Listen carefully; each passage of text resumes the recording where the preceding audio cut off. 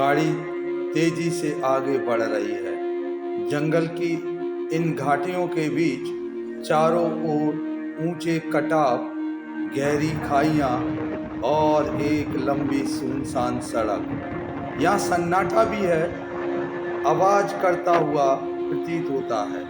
ये है चंबल के बेहड़। यहाँ प्रकृति ने धरती को हजारों साल से काट काट कर एक अनोखी दुनिया बना दी। कभी इन घाटियों का नाम सुनते ही लोगों के मन में डर पैदा हो जाता था। कहा जाता था कि 20वीं सदी में यहाँ डाकुओं का राज था, इसलिए यहाँ आने की हिम्मत कम ही लोग करते थे। लेकिन समय बीता। लगभग 400 वर्ग किलोमीटर तक फैला यह बेहड़ भारत की अनोखी भौगोलिक संरचनाओं में गिना जाता है। गहरी खाइयां, ऊंचे मिट्टी के स्तंभ और टेढ़ी मेढ़ी धरती, मानो विशाल चींटियों की बस्तियां धरती पर जीवित हो उठी हों। इन्हीं घाटियों ने चंबल नदी को बाहरी प्रदूषण से बचा कर रखा। चंबल प्रायद्वीप वाली यह नदी उत्तर भारत की शायद सबसे स्वच्छ नदी है। पानी इतना साफ है कि तली में यदि सिक्का भी डालें तो वो भी स्पष्ट दिखाई दे जाता है।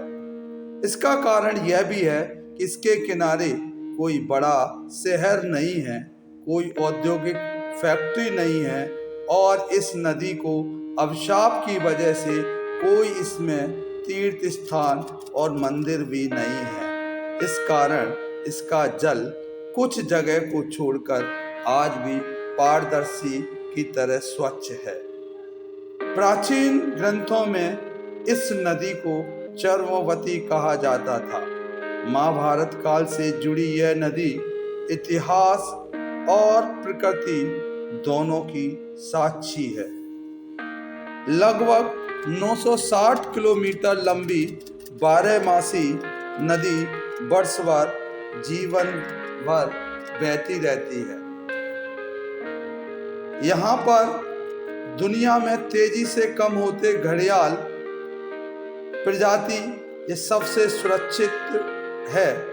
सबसे ज़्यादा पाया जाता है। लंबी पतली तूतन वाला यह जीव केवल स्वच्छ नदियों में ही जीवित रह सकता है। चंबल केवल नदी नहीं, यह जीवों का सुरक्षित संसार भी है। इसलिए इस क्षेत्र को राष्ट्रीय अभयारण्य भी घोषित किया गया है।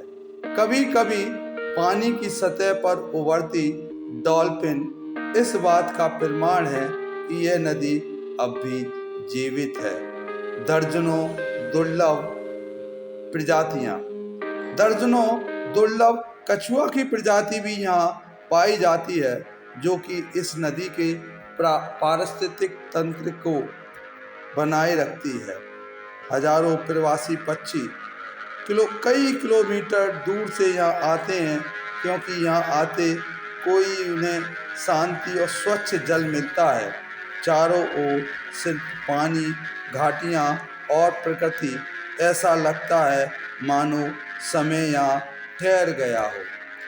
चंबल के किनारे रेत दूर दूर तक फैली हुई है।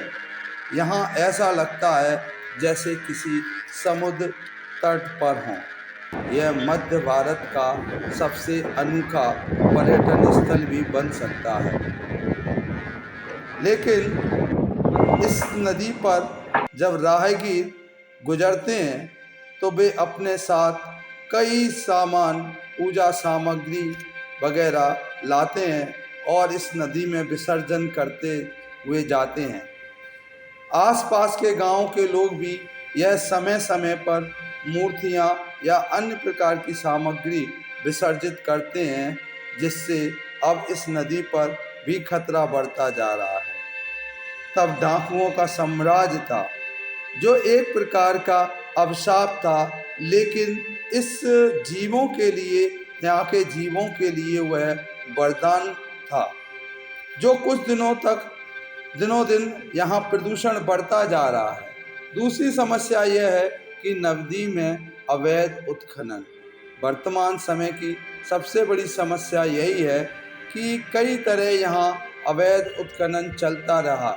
तब तक बरसों में यह नदी, यदि ऐसा ही चलता रहा तो बरसों में यह नदी की धारा रुक जाएगी।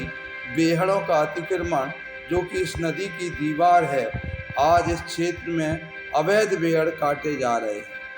यह भी इस नदी पर गहरा संकट है। यह लापरवाही उन जीवों के लिए खतरा बन जाती है जो पूरी तरीके से इस नदी पर निर्भर है।